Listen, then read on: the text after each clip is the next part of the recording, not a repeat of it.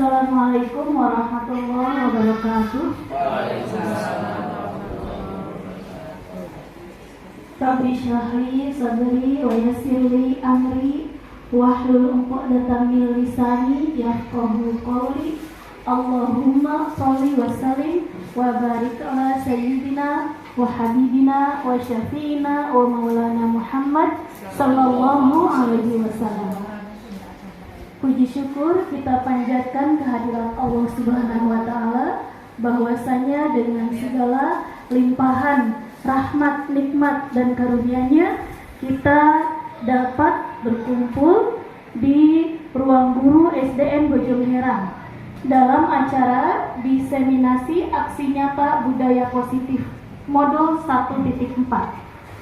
Sholawat dan salam semoga tersampaikan kepada acara diseminasi aksi nyata budaya positif modul 1.4 karya Ibu Rina Nurhayani akan segera kita laksanakan dengan susunan acara: 1. Pembukaan, 2. Menyanyikan lagu Indonesia Raya, 3. Pemaparan diseminasi, 4. Penutup. Untuk mengawali acara hari ini, marilah kita bersama membacakan basmalah. Semoga akan dipimpin oleh Ibu Fitri Nur Fitriani. Kepadanya kami persilakan. Yang terhormat Ibu dan Bapak Dewan Guru, silakan kami persilakan untuk berdiri.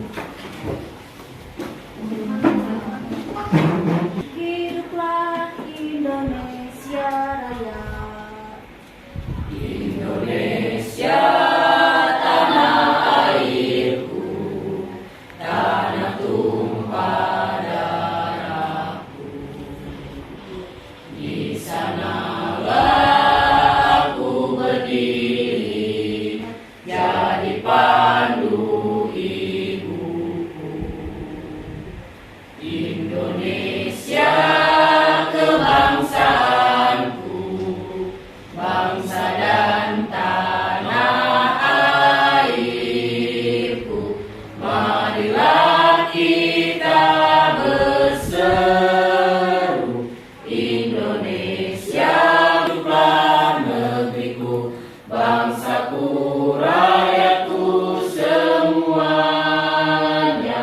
Bangunlah jiwanya, bangunlah badannya untuk Indonesia Raya. Indonesia merdeka, hiduplah Indonesia Raya. Indonesia Raya, merdeka, merdeka, tanahku, negeriku yang ku cinta. Indonesia Raya, merdeka, merdeka, hiduplah Indonesia Raya. Akan duduk kembali.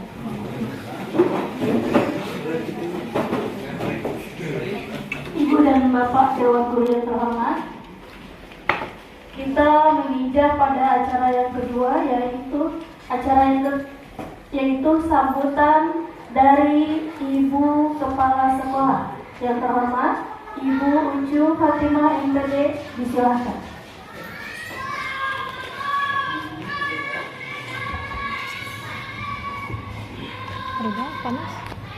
Bismillahirrahmanirrahim. Assalamualaikum warahmatullahi wabarakatuh. Waalaikumsalam. Rabbi sholli wa yassirli amri wahlul 'uqdatam min lisani yafqahu qawli. Amma ba'du. Ibu dan Bapak Guru yang saya hormati, puji syukur kita panjatkan pada hari ini kita bersama-sama hadir di sini untuk mengikuti kegiatan diseminasi budaya positif yang akan disampaikan oleh Ibu Rina Nurhayani. Ibu Bapak, suatu kebahagiaan, satu kegembiraan dan satu motivasi bagi kita semua bahwa Ibu Rina dari calon guru penggerak angkatan 7 pada kesempatan ini akan mensosialisasikan atau diseminasikan bagaimana itu budaya positif, ya, nilai-nilai atau keyakinan atau kebiasaan-kebiasaan yang dibangun di sekolah diterapkan berpihak kepada siswa. budaya positif ini kita sama-sama dukung penerapannya di sekolah kita, ya, karena merupakan satu keunggulan bagi kita bahwa guru merupakan salah satu faktor yang menentukan bagaimana bisa membangun karakter anak-anak. Ya, satu kesempatan kita bisa berkontribusi terhadap negara ini, bagaimana kita mengajak anak-anak kita menjadi contoh, menjadi teladan untuk membangun budaya positif ini, sehingga anak-anak memiliki pribadi yang kritis, memiliki penuh hormat dan juga yang bertanggung jawab. Ini salah satu aspek yang harus kita kembangkan, harus budayakan bagaimana kita bersama-sama membangun budaya positif ini. Insya Allah dengan Bu Rina menyampaikan diseminasi ini, insya Allah menjadi motivasi bagi semuanya, bahwa insya Allah yang lainnya juga akan ikut serta dalam kegiatan calon guru penggerak ini. Ya, insya Allah termotivasi yang lainnya ikut juga dalam kegiatan dalam program guru penggerak. Guru Bu Rina merupakan calon guru penggerak angkatan ke-7, insya Allah yang lainnya menyusul.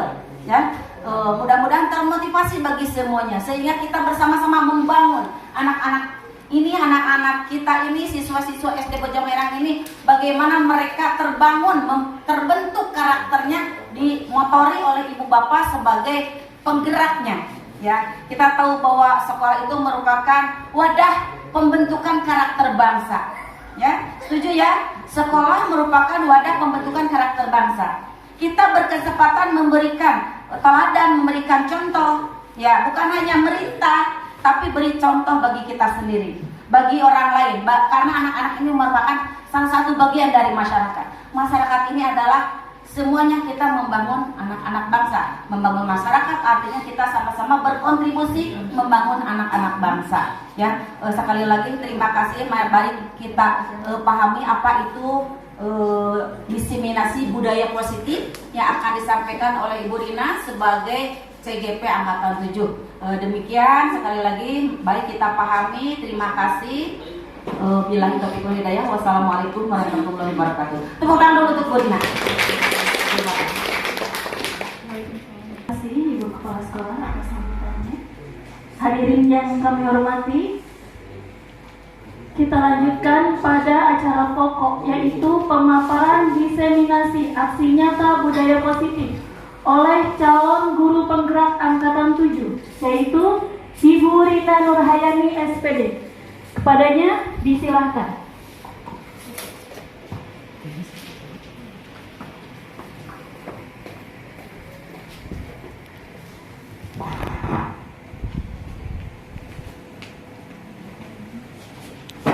Terima kasih Bu Enes.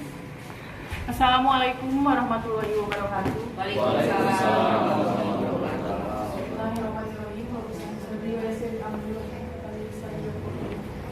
Puji dan syukur kita panjatkan kehadiran Allah Subhanahu wa taala, karena atas limpahan kasih sayangnya kita bisa bersama berkumpul. Saya ucapkan terima kasih kepada Ibu Kepala Sekolah, Ibu Uci Fatimah MPD yang selalu memotivasi mendukung saya dalam kegiatan program guru penggerak ini. Saya ucapkan terima kasih juga kepada rekan-rekan, Bapak Ibu guru hebat yang telah berkenan hadir dalam acara diseminasi budaya positif modul 1.4. Modul 1.4 ini merupakan tugas dari calon guru penggerak, merupakan tugas aksi nyata. Dalam setiap modulnya saya belajar melalui tahapan merdeka. Ada yang sudah tahu mungkin tahapan merdeka apa saja? Bu Heni mungkin tahu? Tahapan merdeka apa saja? Siap, ayo. Yang merdeka. Menjadi lingkungan sekolah untuk bisnis finansial, intinya terus mengikuti daripada membudayakan bagaimana budaya memerdekakan terhadap peserta didik, dan mengikuti daripada filosofi tentang kerja mental, lebih menanamkan bagaimana proses memerdekakan itu bisa terrealisasi di sekolah. Terima kasih. Dalam tahapan saya ini modul 1.4, saya sudah melewati modul 1.1, modul 1.2, dan modul 1.3, dan sekarang modul 1.4. Tiap pembelajarannya di Alam Merdeka itu yang pertama M, yaitu mulai dari diri, E-nya eksplorasi konsep, R-nya ruang kolaborasi, D-nya demonstrasi konseptual, K-nya ya, K-nya kolaborasi, D-nya ya demonstrasi konseptual, dan A-nya aksi nyata. Ini salah satunya.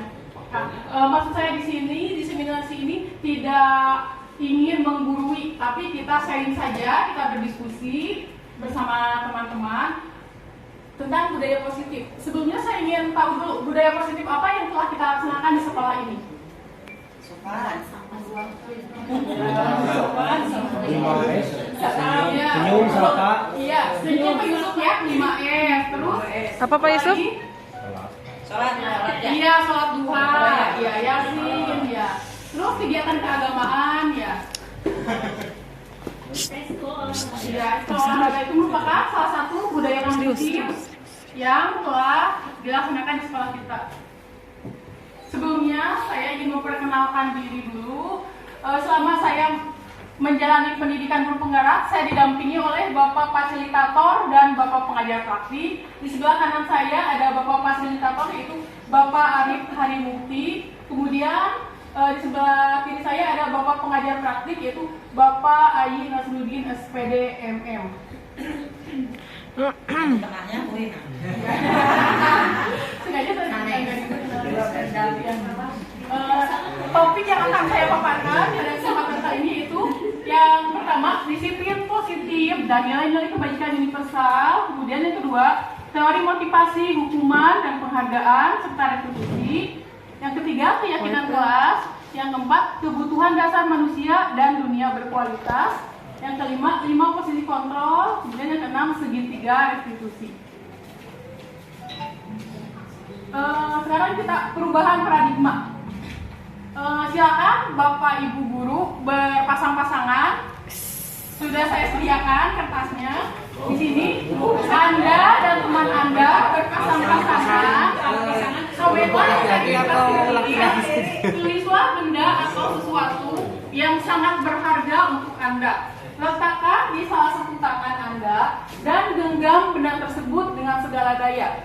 Buatlah sebuah kepalan. Teman Anda akan mencoba dengan sekuat tenaga dengan berbagai cara untuk meminta Anda memberikan benda tersebut. Bisa membujuk, mengancam, menghardik, merayu, menyuap, apa saja agar dapat membuka kepalan anak Anda. Sudah dilaksanakan Bapak Ibu? Iya. Sudah saya bagikan kertasnya. Iya. Kemudian ditulis. Anda berharga. Yang menurut Bapak yang berharga, misalnya saya mau kontainer, misalnya saya kira-kira ditulis dari kertas tersebut. Oh, Pak Dery percaya balat.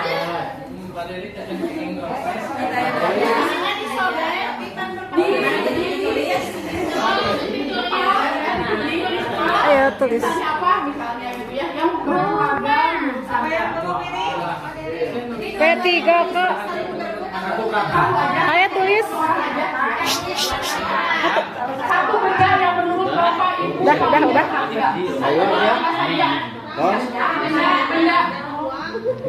Benda.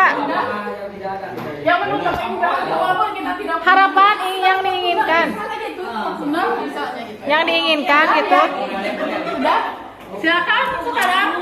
Silakan Bapak Ibu berpasang-pasangan. Dari pasangan boleh merayu. Ya. Jangan pemain Korea.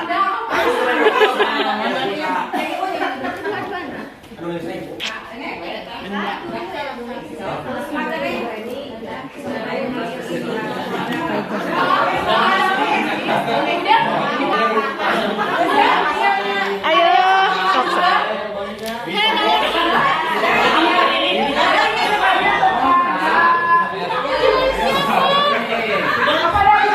Kamu merayu sama siapa? Jadi mau buka tangannya.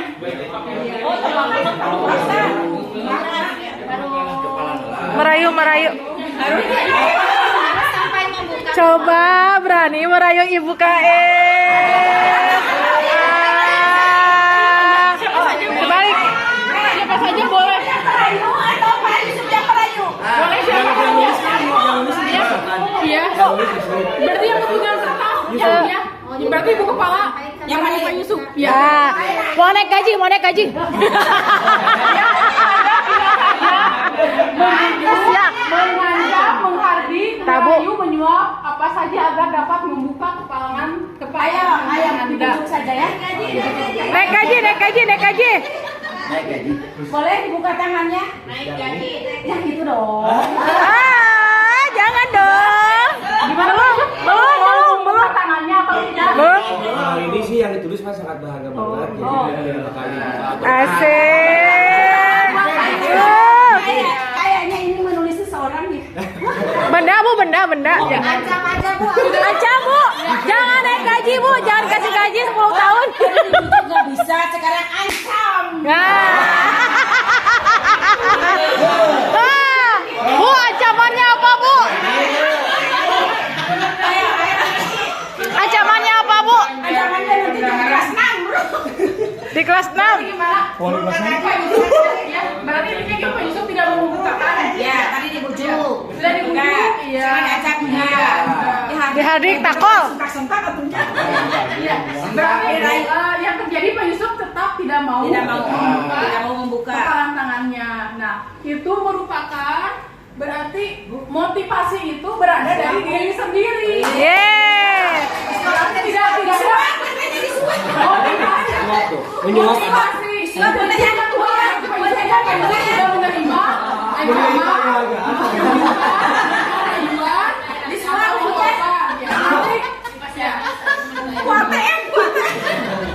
berarti intinya ini yang bisa membujuk atau mengendalikan diri kita sendiri adalah diri kita, bukan seseorang ataupun orang lain.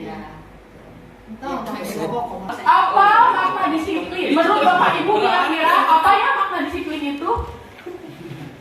Taat dan patuh pada peraturan. Iya.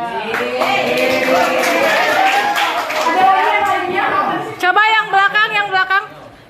Makna disiplin. Tadi Bu Masito menjawab taat dan patuh pada peraturan. Ayo. Ada lagi yang di belakang mungkin Pak Yadi? Pak Indra. Ini sudah kamera sudah on. Disiplin pak. Nanti di-cut, bagiannya tadi cut. Jawab pada apa yang harus dilakukannya, komitmen lah pokoknya gitu. Dengan kewajiban. Terima kasih. Apakah makna disiplin itu? Berasal dari bahasa Latin disiplina yang artinya belajar. Makna asal dari kata ini berkonotasi dengan disiplin diri dari murid-murid menurut Socrates dan Plato. Disiplin diri membuat orang menggali potensinya menuju sebuah tujuan apa yang dia hargai. Namun dalam budaya kita, makna kata disiplin telah berubah menjadi sesuatu yang dilakukan seseorang pada orang lain untuk mendapatkan kepatuhan. Kecenderungan umum adalah menghubungkan kata disiplin dengan ketidaknyamanan, bukan dengan apa yang kita hargai atau pencapaian suatu tujuan mulia. Ya, berarti kita kalau mendengar kata disiplin kan kita tidak nyaman. Oh, berarti kita harus tepat waktu. Ya harus patuh. Patuh dan taat Ya. Tapi yang sebenarnya disiplin itu adalah membuat orang menggali potensinya menuju sebuah tujuan apa yang dia hargai. Sekarang nilai-nilai kebajikan universal. Nilai-nilai kebajikan adalah sifat-sifat positif manusia yang merupakan tujuan mulia yang ingin dicapai setiap individu. Nilai-nilai tersebut bersifat universal dan lintas bahasa, suku, bangsa, agama maupun latar belakang. Setiap perilaku atau perbuatan memiliki suatu tujuan menurut Dr. William Glasser pada buku Teori Kontrol pada tahun 1984. Dengan mengaitkan nilai-nilai kebajikan yang diyakini seseorang, maka motivasi intrinsiknya akan terbangun sehingga menggerakkan motivasi dari dalam untuk dapat mencapai tujuan mulia yang diinginkan. Menurut Diane Gosen pada tahun 1998. Nilai-nilai kebajikan yang ingin dicapai oleh setiap anak Indonesia kita kenal dengan profil pelajar Pancasila. Sudah tidak asing lagi kan? Asing. Malahan di sekolah kita dijadikan pembiasaan sebelum pembelajaran dimulai dengan dinyanyikan oleh anak-anak ya. Mau nyanyi Bu? Ya, untuk orang media ya. Nyanyi. 1, 2, 3. Belajar Pancasila, beriman dan bertakwa pada Tuhan yang Esa dan berakhlak mulia, berkebinekaan global, gotong royong mandiri, kreatif dan bernalar kritis. Terima kasih Bapak Ibu Rektor. Yeay. Ya, beriman, bertakwa pada Tuhan yang Maha Esa dan berakhlak mulia. Kemudian teori motivasi perilaku manusia. Yang pertama, untuk menghindari ketidaknyamanan atau hukuman. Apa yang akan terjadi apabila saya tidak melakukannya? Itu merupakan motivasi eksternal, merupakan motivasi dari luar. Contohnya misalnya, kalau kita sebagai guru misalnya ya, kalau saya datang terlambat, saya malu ditegur oleh ibu kepala. Berarti itu bukan dari diri sendiri karena takut ditegur oleh ibu kepala. Berarti itu motivasi dari luar. Seperti juga peserta didik kita takut dimarahi sama ibu guru misalnya datangnya jadi tidak kesiangan. Kemudian yang kedua, untuk mendapatkan imbalan dari orang lain atau institusi, apa yang akan saya dapatkan apabila saya melakukannya, itu masih termasuk ke motivasi eksternal. Contohnya misalnya, biar saya di SKP nilainya bagus sama ibu kepala, saya harus rajin misalnya. Berarti itu motivasi dari eksternal ya. Atau anak-anak Atau PKD-nya mau ya, bagus. iya. Atau misalnya peserta didik, biar saya dapat Nilai. nilai bagus. Atau kan kalau anak kelas 1 suka ada dikasih bintang kan sama ibu gurunya, biar saya dikasih bintang nih sama ibu guru saya, jadi saya harus rajin sekolah misalnya, harus melakukan tugas tepat waktu. Itu sama juga dengan motivasi eksternal, motivasi dari luar. Kemudian yang ketiga, untuk menghargai diri sendiri. Saya akan menjadi orang yang seperti apa bila saya melakukannya.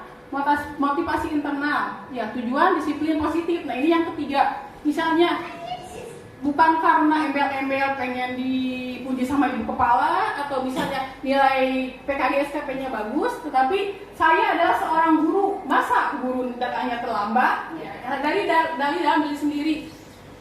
Ya.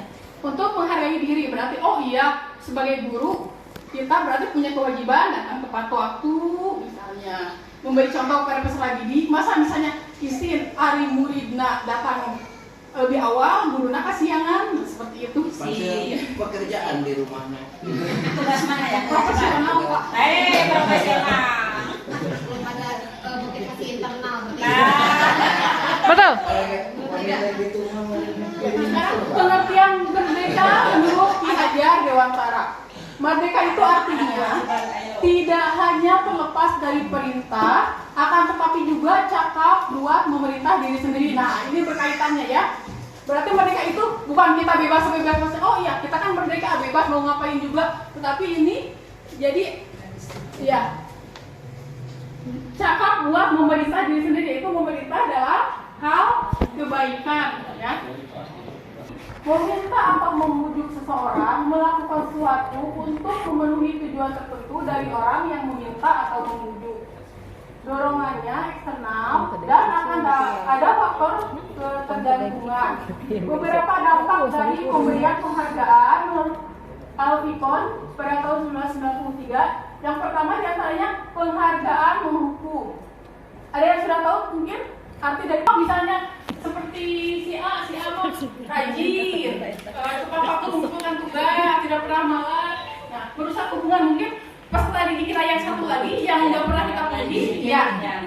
Kenapa ya ibu guru sama dia aja yang dipuji-puji pas saya nggak, padahal kan saya anaknya, saya iya peserta didiknya, mungkin seperti itu. Penghargaan bisa merusak hubungan. Kemudian penghargaan tidak efektif. Bisa memberikan contoh mungkin Bapak Ibu? Ya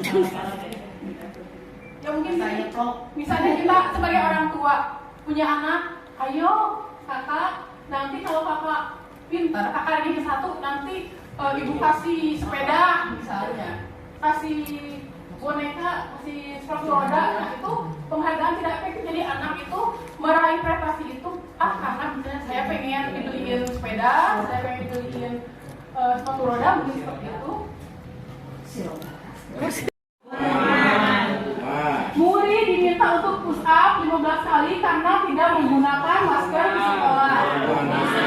Menggantikan kertas tugas teman yang tidak dicoret-coret. Konsekuensi. Membersihkan tumpahan air di meja tulis karena tersenggol pada saat belajar. Konsekuensi. Muri disuruh untuk tidak mengenakan sepatu seharian di sekolah karena tidak mengenakan sepatu hitam. Hukuman. Lari mengelilingi lapangan basket 2 kali karena terlambat 10 menit untuk Hukuman. Nah, untuk lebih jelasnya jawabannya. Tada. Nah, tadi siapa yang menjawab hukuman? Saya, aku. Mencatat 1 kali tidak pernah melakukannya ya? Panjang. Lari keliling lapangan basket 2 kali karena terlambat hadir sekolah.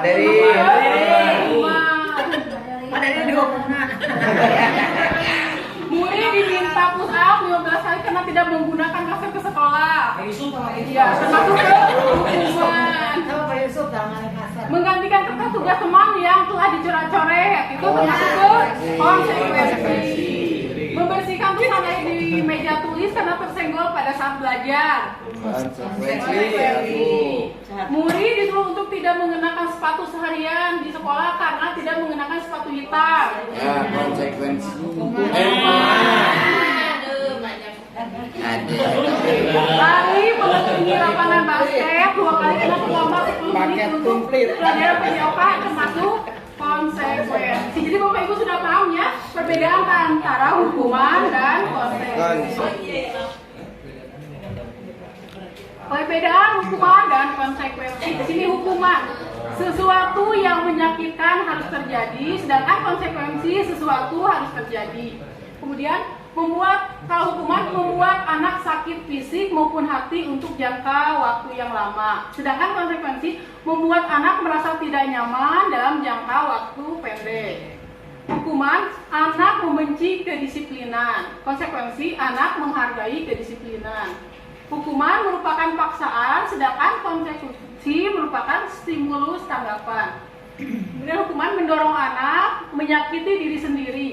Sedangkan konsekuensi mendorong anak agar mudah menyesuaikan diri. Kemudian hukuman konsep diri yang buruk, sedangkan konsekuensi konsep diri yang baik. Hukuman anak belajar untuk menyembunyikan kesalahan, sedangkan konsekuensi anak belajar untuk mematuhi peraturan. Kemudian hukuman marah, rasa bersalah, dipermalukan, merasa tidak dihargai, sedangkan konsekuensi kehilangan hak, dibuat tidak nyaman, diasingkan untuk sementara. Nah, sekarang kita ke pembahasan. Ibu sudah pernah mendengar kata restitusi? Apa? Apa itu restitusi? Restitusi. Baru melihat di layar. Belum tahu artinya. Apa itu restitusi? Restitusi adalah proses menciptakan kondisi bagi murid untuk memperbaiki kesalahan mereka sehingga mereka bisa kembali pada kelompok mereka dengan karakter yang lebih kuat. Restitusi juga merupakan proses kolaboratif yang mengajarkan murid untuk mencari solusi untuk masalah mereka dan membantu murid berpikir tentang orang seperti apa yang mereka ingin menjadi tujuan mulia dan bagaimana mereka harus memperlakukan orang lain menurut Gosen pada tahun 2004. Nah, restitusi ini menciptakan kondisi murid dikembalikan lagi kepada kelompoknya, bukan merupakan hukuman. Jadi murid itu, saya ingin menjadi murid yang seperti apa? Di sini ada 9 ciri-ciri restitusi. Yang pertama, bukan untuk menembus kesalahan, namun untuk belajar dari kesalahan. Yang kedua, memperbaiki hubungan. Yang ketiga, tawaran bukan paksaan. Yang keempat, restitusi menuntun untuk melihat ke dalam diri. Yang kelima, restitusi mencari kebutuhan dasar yang mendasari tindakan. Yang keenam, restitusi diri adalah cara yang paling baik. Ketujuh, restitusi fokus pada karakter bukan tindakan. 9, restitusi fokus pada solusi. Kemudian yang 9, restitusi mengembalikan murid yang berbuat salah pada kelompoknya. Itu mungkin Bapak Ibu ciri-ciri dari restitusi. Nah, sekarang ke materi berikutnya, keyakinan kelas. Apa itu keyakinan kelas? Sudahkah Bapak dan Ibu membuat keyakinan kelas di kelasnya masing-masing? Sudah, tenda keyakinannya. Di tenda keyakinan belajar.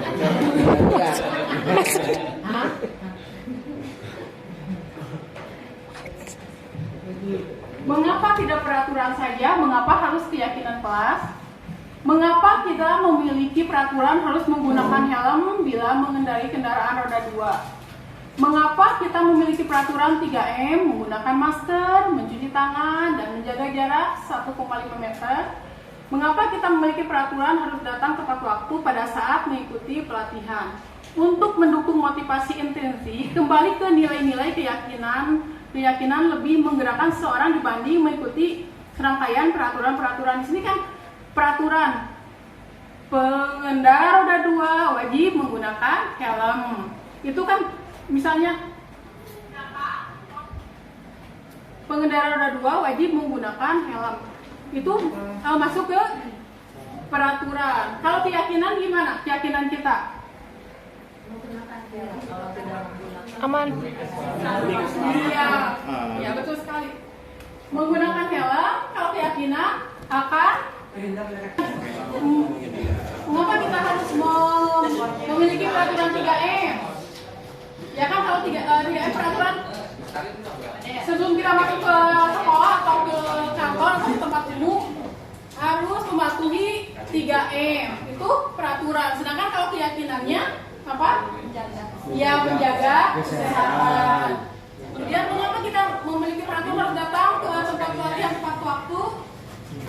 Ya, keyakinannya biar apa? Biar tidak ketinggalan materi. Bagus. Nah, sekarang perbedaan peraturan dan keyakinan kelas. Di sini peraturan selalu kembalikan buku ke tempatnya. Itu kalau peraturan ya, kalau kita misalnya membuat peraturan di kelas, ada salah satunya selalu kembalikan buku ke tempatnya. Sedangkan kalau keyakinan kelas, tanggung jawab. Ya, berarti anak-anak itu mempunyai motivasi dari diri, motivasi tanggung jawab. Kemudian dilarang mengganggu orang lain. Itu merupakan peraturan, sedangkan keyakinan kelasnya menghormati orang lain. Kemudian hadir di sekolah 15 menit sebelum pembelajaran dimulai. Itu merupakan peraturan, keyakinan kelasnya menghormati orang lain, berkomitmen. Kemudian dilarang melakukan kekerasan. Peraturan, sedangkan keyakinan kelasnya keselamatan, menghormati orang lain. Ini mungkin untuk di sekolah jenjang yang lebih tinggi ya, dilarang menggunakan narkoba. Itu peraturannya, sedangkan keyakinan kelasnya keselamatan. Bergantian atau menunggu giliran, peraturannya, sedangkan keyakinan kelasnya menghormati orang lain atau bersabar. Peraturannya menggunakan masker. Keyakinan kelasnya kesehatan atau keselamatan. Kemudian peraturannya jangan berlari di kelas atau koridor. Keyakinan kelasnya keselamatan dan keamanan. Nah, di sini saya sudah membuat keyakinan kelas. Pertama, anak diberi dulu secari kertas, disuruh menulis keyakinan kelas apa yang ingin mereka buat. Ya, misalnya anak misalnya, oh saya misalnya mengerjakan tugas tepat waktu, oh saya misalnya tidak boleh kesiangan. Semua anak boleh menulis 3 keyakinan kelasnya, kemudian ditempel ya satu anak 3 keyakinan kelas, kemudian ditempel. Setelah itu kita bagi-bagi ini maksudnya kemana, ke disiplin kah, atau ke keselamatan kah, atau ke tanggung jawab kah. Mungkin Bapak Ibu guru hebat juga bisa ya mulai setelah ini bisa membuat keyakinan kelas di kelasnya masing-masing. sini ada 5 kebutuhan dasar manusia. Yang pertama, kebutuhan bertahan hidup. Seperti makan, minum, pakaian, rumah ya. Yang kedua, kasih sayang dan rasa diterima. Mungkin misalnya pengakuan ya dari orang lain. Yang ketiga, kekuasaan dan penguasaan. Mungkin dia ingin memerintah, menyuruh-nyuruh. Yang keempat, kebebasan, kebutuhan akan pilihan. Bebas menentukan pilihannya. Yang kelima, kesenangan. Bersenang-senang. Kemudian 5 posisi kontrol guru. Yang pertama, posisi penghukum. Kedua, posisi pembuat rasa bersalah. Ketiga, posisi teman. Keempat, posisi pemantau atau monitor. Yang kelima, posisi manajer. Nah, sudah sejauh manakah Bapak Ibu guru memposisikan diri Bapak Ibu guru menjadi posisi kontrol? Yang pertama, penghukum. Sudah pada tahu kan penghukum bersifat fisik misalnya. Kamu tidak mengerjakan tugas, silakan kamu berdiri. Ya, itu contoh dari posisi penghukum. Posisi pembuat rasa bersalah misalnya. Kita sedang menerangkan, ada salah satu pesan kita yang ngobrol harus. Kemudian gimana kamu ini? Ibu lagi menerangkan, kok kamu tidak mendengarkan? Nah, itu membuat rasa bersalah. Kemudian posisi teman. Ayo kerjakan, ibu yakin pasti kamu bisa. Terus posisi memantau monitor. Kamu kemarin tidak mengerjakan tugas. Masa sekarang tidak mengerjakan tugas lagi? Nah, itu contoh dari posisi pemantau atau monitor. Kemudian yang kelima, posisi manajer. Kalau manajer itu dikembalikan lagi. Kamu tidak kasihan sama ibu ya? Ibu sudah capek-capek mengajarkan kamu. Tidak kasihan sama ibu. Dan pelajar pun dia membisu. Nah, menurut Bapak Ibu, posisi kontrol apa yang dilakukan Ibu Dani kepada Fajar? Memberi rasa bersalah, Manajerial. Ya, memberi rasa bersalah. Kemudian 5 kebutuhan apa yang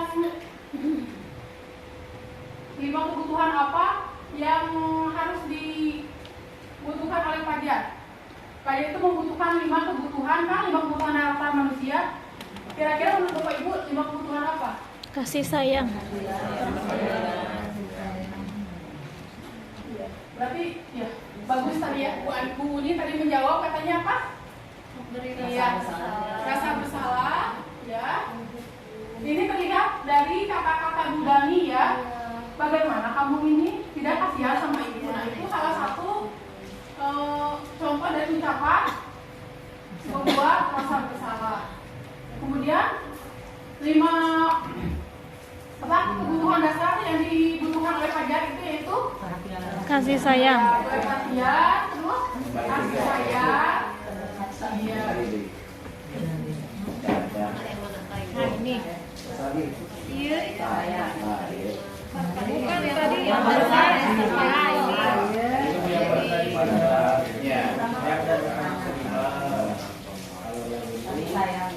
Ini kontrol guru. Memantau. Guru harusnya menjadi teman. Jadi sudah mengerti ya Bapak Ibu posisi kontrol apa? Iya, yang seharusnya kita sebagai guru. Kita lanjut ke segi. Berikutnya yaitu segitiga restitusi. Dalam segitiga restitusi ada 3 tahapan. Yang pertama, menstabilkan identitas. Yang kedua, validasi tindakan yang salah. Kemudian yang ketiga, menanyakan keyakinan. Berikut adalah contoh studi kasus dengan menggunakan segitiga restitusi. Sini saya ada 2 kasus ya.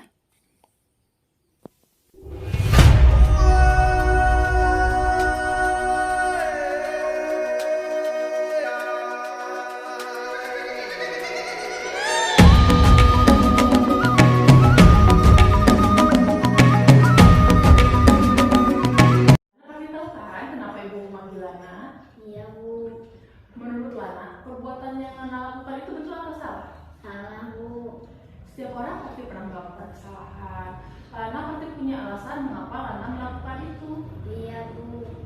Sekarang coba Lana ceritakan pada Ibu, apa alasan Lana? Setelah Lana mengerjakan karena lupa memasukkan bukunya ke dalam tas, Bu. Kita sudah membuat keyakinan kelas. Keyakinan kelas apa yang telah kita sepakati? Mengumpulkan tugas tepat waktu, Bu. Nah, itu Lana sudah tahu. Apakah Lana meyakini keyakinan kelas kita? Meyakini, Bu. Jika Lana meyakini, apakah Lana bersedia untuk memperbaikinya? Bersedia, Bu. Sekarang, apa rencana Lana untuk memperbaiki hal ini?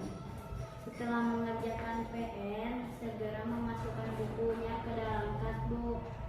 Baik. Sekarang silakan Lana kembali. Silakan dulu Mudi. Mudi pasti tahu kan kenapa ibu memanggil Mudi. Menurut Mudi, perbuatan yang Mudi lakukan itu adalah salah. Salah, Bu. Setiap orang pasti pernah melakukan kesalahan. Mudi pasti punya alasan kenapa Mudi melakukan itu. Ya, Bu. Sekarang coba Mudi ceritakan pada ibu apa alasan Mudi. Karena Mudi suka dengan sepak bola, Bu. Dan Mudi bercita-cita ingin menjadi pemain sepak bola. Cita kamu itu bagus ya, tapi kita kan sudah punya keyakinan kelas. Kita sudah membuat keyakinan kelas. Keyakinan kelas apa yang telah kita sepakati?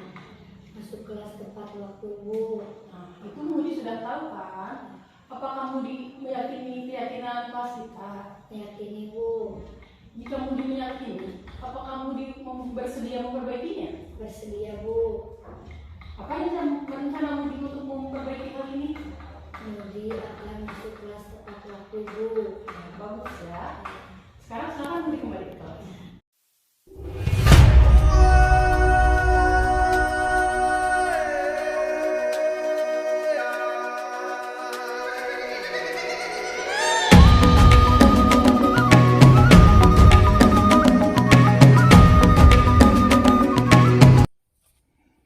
Demikianlah pemaparan budaya positif modul 1.4. Semoga dengan diseminasi ini budaya positif di sekolah kita lebih membawa perubahan ke arah yang lebih positif lagi. Terima kasih kepada Bapak dan Ibu guru hebat. Mari kita terus majukan dunia pendidikan. Terima kasih. Assalamualaikum warahmatullahi wabarakatuh.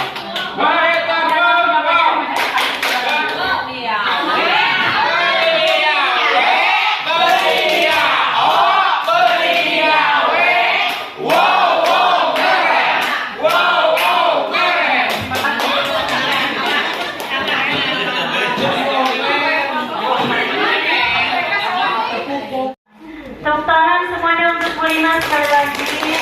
Tepuk wow-nya belum kompak. Saya instruksi ya. Beri Bu Lina tepuk wow. Wow, wow.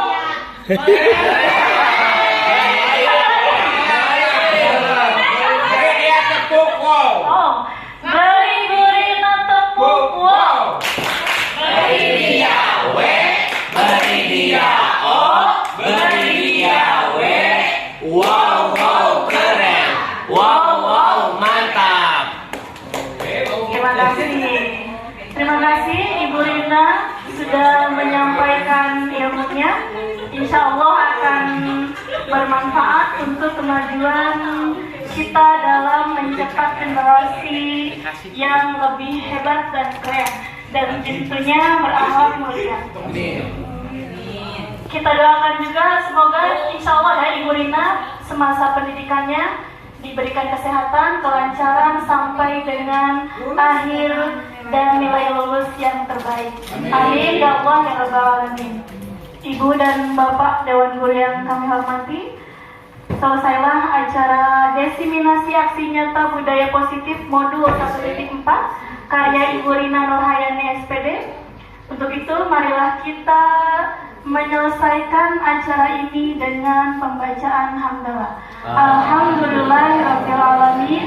Terima kasih atas waktu dan perhatiannya. Mohon maaf atas segala kekurangannya. Wabillahi taufiq wal hidayah. Wassalamualaikum warahmatullahi wabarakatuh. Waalaikumsalam.